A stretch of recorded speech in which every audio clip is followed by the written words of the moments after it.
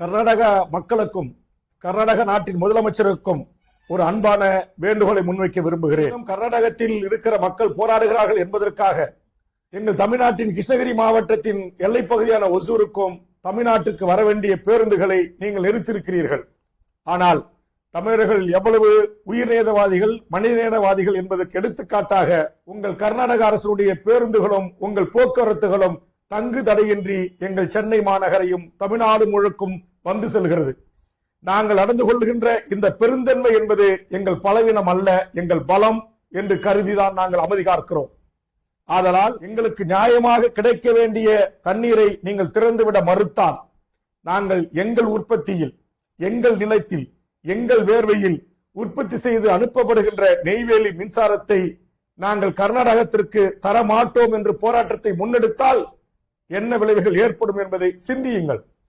உங்கள் கர்நாடகத்தைச் சேர்ந்தவர்கள் தமிழ்நாட்டில் எத்தனை தொழில் நிறுவனங்களில் ஈடுபடுகிறார்கள், எத்தனை நடிகர் நடிகைகள் இங்கு சுகபோக வாழ்வை வாழ்ந்து கொண்டிருக்கிறார்கள், எத்தனை கர்நாடக காபேக்களும் ஓட்டல்களும் இங்கு நடைபெற்றுக் கொண்டிருக்கின்றன. இத்தனை ஆண்டுகால காவேரி போராட்டத்தில் தமிழ்நாட்டில் இருக்கிற கன்னடர்களுக்கு சிறு துரும்பை நாங்கள் எதிராக நகர்த்திருப்போமா? அவர்களுக்கு உயிருக்கு அச்சுறுத்தலை ஏற்படுத்தியிருப்போமா? கர்நாடகத்தில் வாழ்கின்ற தமிழர்களுக்கு ஒவ்வொரு முறையும் நீங்கள் உயிர் பயத்தை காட்டியிருக்கிறீர்கள். பல உயிர்களை பலியாக்கி இருக்கிறீர்கள். ஓடுகிற காவேரி ஆற்றில் உயிரோடு தமிழர்களை தூக்கி வீசி இருக்கிறீர்கள். ஆயிரக்கணக்கான தமிழர்கள் வீடுகளை அடித்து தீயிட்டு கொளுத்திருக்கிறீர்கள். நூற்றுக்கணக்கான கோடி மதிப்புள்ள நூற்றுக்கணக்கான எங்கள் ஆம்னி பேருந்துகளை எரித்து தீக்கரையாக்கி இருக்கிறீர்கள். எங்கள் லாரி ஓட்டுநர்களை, மகிழ்ந்த ஓட்டுநர்களை அடித்து அம்மனமாக்கி தோப்புக்கரணம் போட வைத்திருக்கிறீர்கள். தமிழ்நாட்டிலிருந்து கல்வி படிப்பதற்காக பெங்களூரு மாநகரத்துக்கு வருகின்ற எங்கள் மாணவர்களை அவர்களை அரை நிறுவனமாக்கி தோப்புக்கரணம் போட வைத்து காவேரி கர்நாடகத்துக்கு சொந்தம் என்று முழக்கமிட வைத்தீர்கள். இதையெல்லாம் நாங்கள் பொறுத்துக் கொண்டிருக்கிறோம்.